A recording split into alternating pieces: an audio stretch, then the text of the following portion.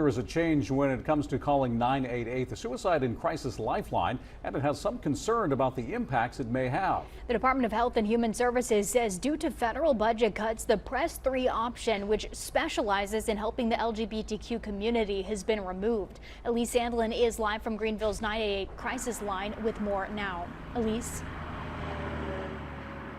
Yeah, Courtney, Dave, DHHS says they are still actively working to provide support for the LGBTQ community. But one Pitt County mother I spoke to says she's worried how this decision will affect her LGBTQ children. Immediate help for the LGBTQ community in crisis situations used to be the press of a button away. Now Pitt County mother Tricia Workaw worries children in the community, including her own, will be without proper support. That's just one more person that we can't risk losing.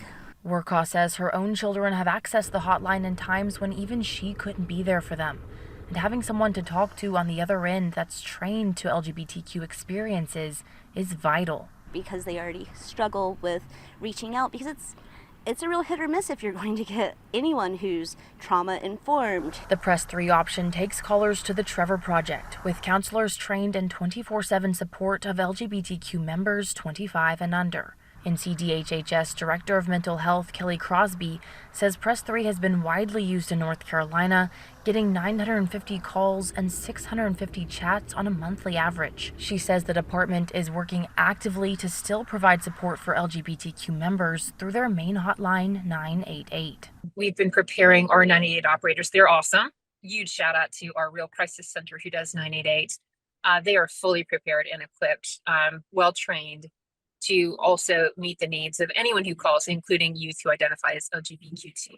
Although option 3 will no longer be available, Crosby says the Trevor Project is still operating separate from the 988 hotline and available for 24/7 LGBTQ support.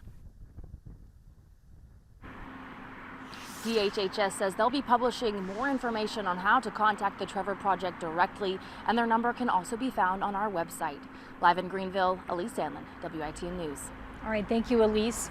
Now, the Trevor Project's CEO released a statement in response saying, quote, "It's hard to find the words today. Our country's federal government cut a literal lifeline that has provided 1.5 million LGBTQ youth with suicide prevention services. It is unfathomable," end quote.